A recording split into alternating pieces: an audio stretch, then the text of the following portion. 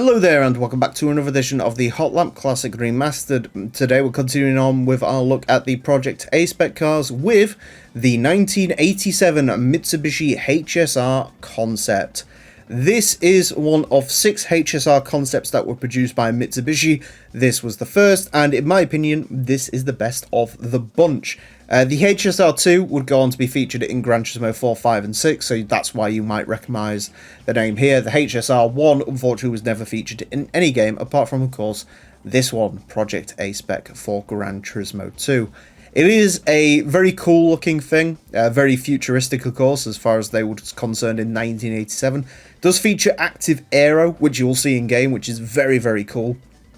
And yeah, very cool car powered by a 4G63, and I believe the gimmick with this one is it was very computerized, so it could sort of pick how it would drive depending on the condition. It'd pick whether it was, raining or snowing, or it was very sunny outside, and that would adjust how this would perform.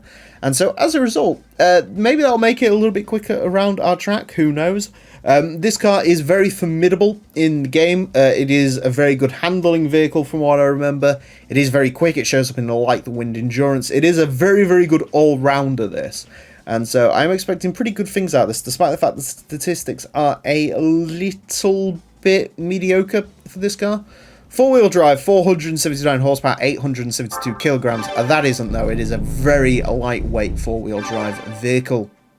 To find out how quick it is going to get 6 laps of the Motorsports Land track in order to set the best time it possibly can. Do we need first gear for this?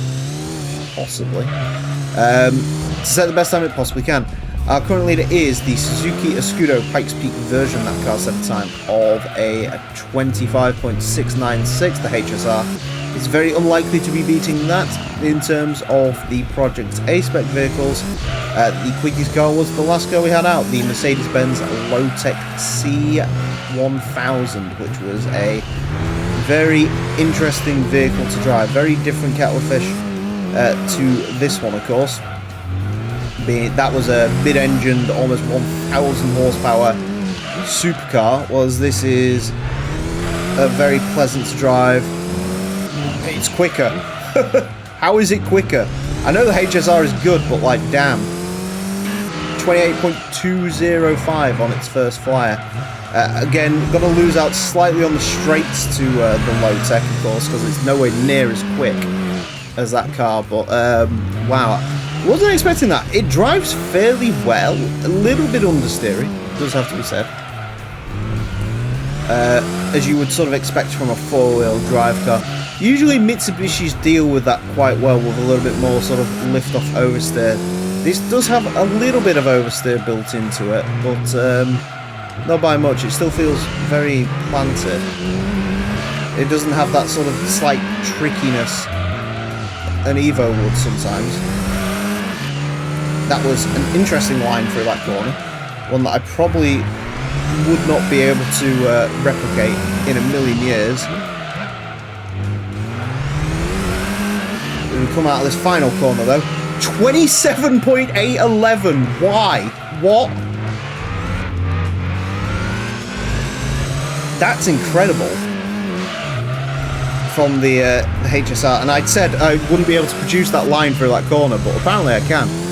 Wow, this is frighteningly fast. What an interesting vehicle.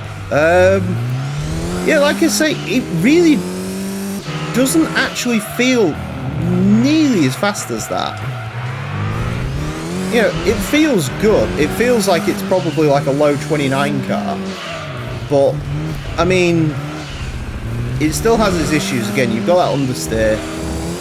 Maybe it's just because it's so good over the bumps. Maybe it's that the condition computer is working overtime for this. I can't get over that. 27.811.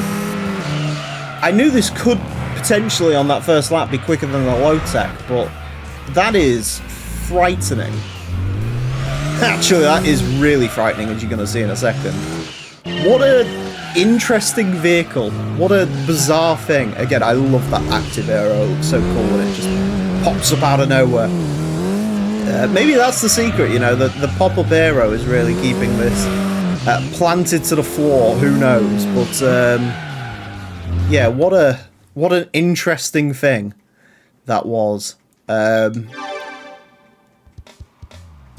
Apparently there is a slight bit of time in that. I think there is as well. That's Sector 1.